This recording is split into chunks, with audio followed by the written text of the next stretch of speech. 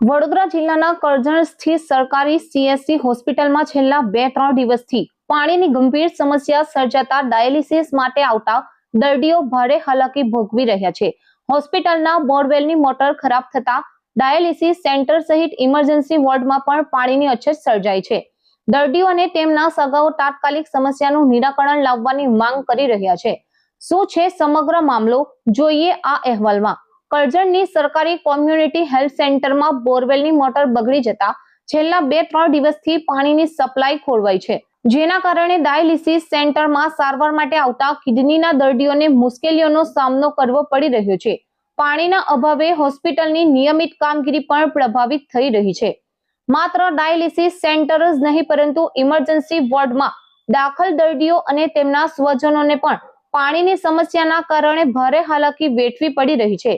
દર્દીઓએ જણાવ્યું કે હોસ્પિટલમાં મૂળભૂત સુવિધાઓ ઉપલબ્ધ હોવી જરૂરી છે।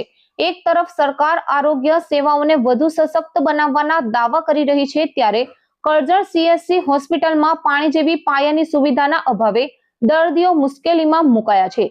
જો કે હોસ્પિટલ તંત્રનું કહેવું છે કે બોરવેલની મોટર ખરાબ થતા સમસ્યા સર્જાઈ છે અને તેને વહેલી તકે દૂર કરવાની કામગીરી હાથ ધરવામાં આવી છે। હાલ દર્દીઓની એક જ માંગ છે કે તંત્ર તાત્કાલિક પાણીની સમસ્યાનો કાયમી ઉકેલ લાવે, જેથી સારવાર માટે આવતા દર્દીઓને વધુ હેરાનગતિનો સામનો ન કરવો પડે। સમસ્યા છે ગયા બુધવારના દિવસથી અહીંયા પાણી નથી અને પાણીના કારણે ડાયાલિસિસ બંધ। કેટલા દર્દીઓ આવતા હોય છે અહીંયા રોજના 6। રજૂઆત તમે કરી છે બાબત? હા, ડાયાલિસિસ કરાવવા માટે કોને? મારા ઘરવાળાને શું સમસ્યા છે અહીંયા? એમને કિડની ફેલ છે બંને। ને પાણીની અહીં સમસ્યા કોઈ પાણી હોય ના હોય તો હોપ ચડે છે। અહીંયા અત્યારે સમસ્યા પાણીની પાણી નથી અહીંયા। કેટલા દિવસથી ડાયાલિસિસ બંધ છે અહીંયા? બુધવાર તમે ડેલી આવો છો? અઠવાડિયામાં 2 વાર છે અમારે। શું નામ તમારું? રક્ષાબેન। આ ડાયાલિસિસની અંદર છેલ્લા 3 દિવસથી પાણીના પ્રોબ્લેમને લઈને ડાયાલિસિસ સેન્ટર બંધ છે, તેમજ ઇમરજન્સી વિભાગમાં પણ પાણીનો પ્રોબ્લેમ છે, શું કહેશો? જી, વાત સાચી છે આપની। 2 દિવસથી પાણીની મોટર બગડી ગયેલ હતી અને પાણીની મોટર માટે તાત્કાલિક અમે લોકલ જે અહીંના કામ કરે છે પરેશભાઈને બોલાવેલા હતા અને એમનાથી કામ નહીં થતાં અમે પીઆઈયુના એન્જિનિયર સાથે વાત કરેલી। એમના કહેવા મુજબ મોટર બગડી ગઈ હતી એટલે તાત્કાલિક મોટર નવી નંખાવી છે।